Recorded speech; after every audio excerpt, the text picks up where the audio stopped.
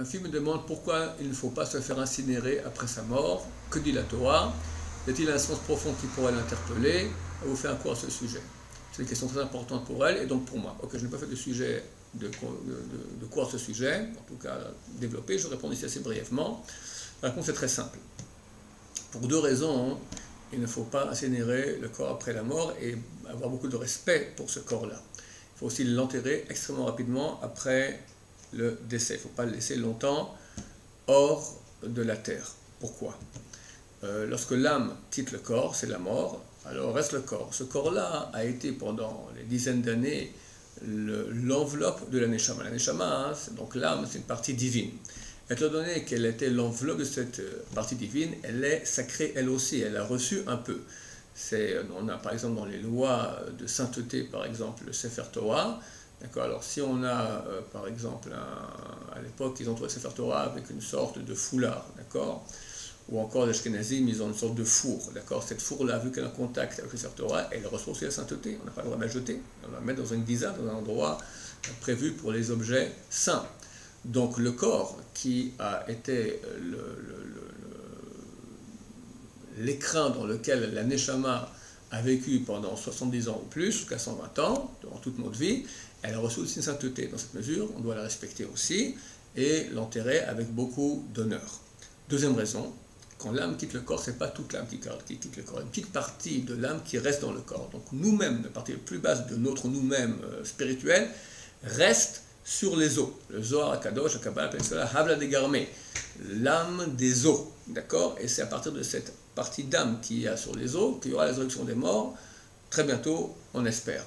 Donc il y a ici une réalité de la personnalité de la personne, et donc si on l'incinère, on lui fait du mal. C'est pas une chose qu'on puisse autoriser.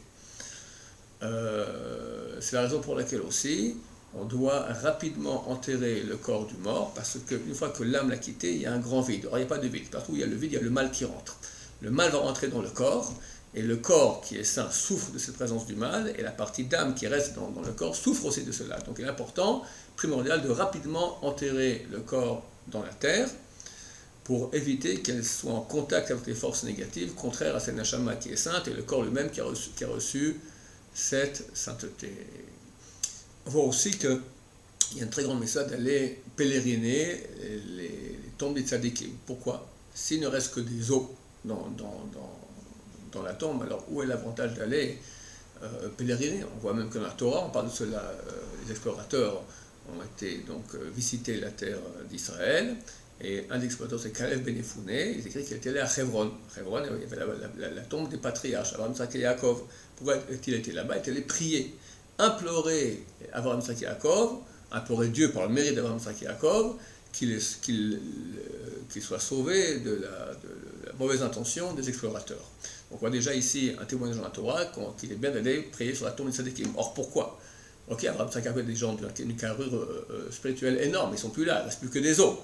Non, en fait, il reste une petite partie de leur âme qui est sur la tombe, et quand on va prier là-bas, alors on peut s'adresser à eux, qu'eux s'adressent à Dieu, ou dire à Dieu par le mérite de leur présence, de leur âme qui est ici présente, écoute mieux ma prière. Donc on voit qu'il y a une réalité de sainteté dans le corps, et pour ça qu'il faut avoir beaucoup d'égards à ce corps-là, il ne faut pas l'incinérer.